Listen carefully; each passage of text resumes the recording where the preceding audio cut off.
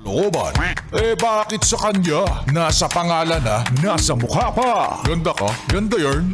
Ito na, ang nagmamaganda at feeling diva. Ganda Wanda!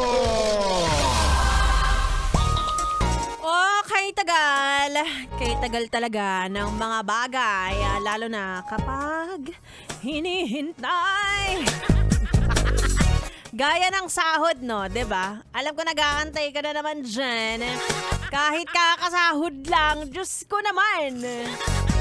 Ay, nako. Anyway, mga yes, friend. It's me, it's your girl, DJ Ganda Wanda.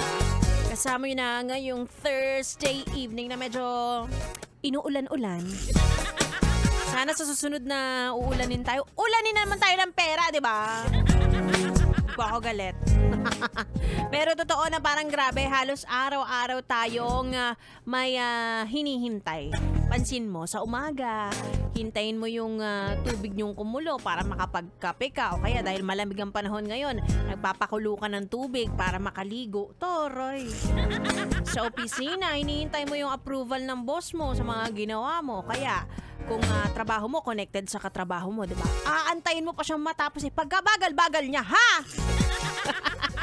Pagdating naman ng hapon, maghihintay ka naman ng sasakyan para makauwi. Walang humpay na paghihintay, diba?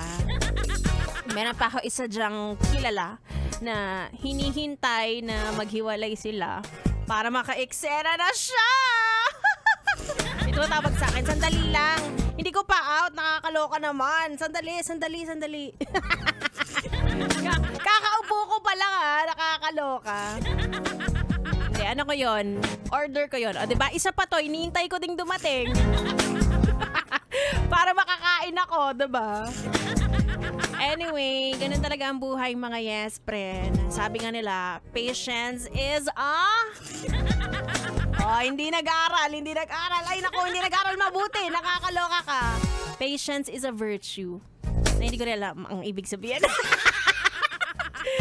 Pero tandaan nyo, ano sabi ni Juice mo? Bare shoes. Ito naman. Napaka-corny mo naman dyan.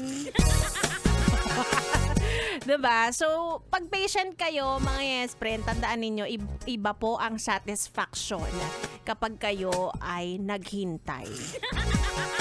Para sa mundo na sanay na tayo sa mga instant, iba talaga ang paghihintay. Diba? O kung ikaw ay nasa biyahe, naku, antayin mo lang, makakauwi ka rin. At sasamahan kita dyan, yes, friend. Hanggang alas 9 ng gabi again, it's me, Ganda Wanda. Dito lang sa 101.1, Yes FM Solid.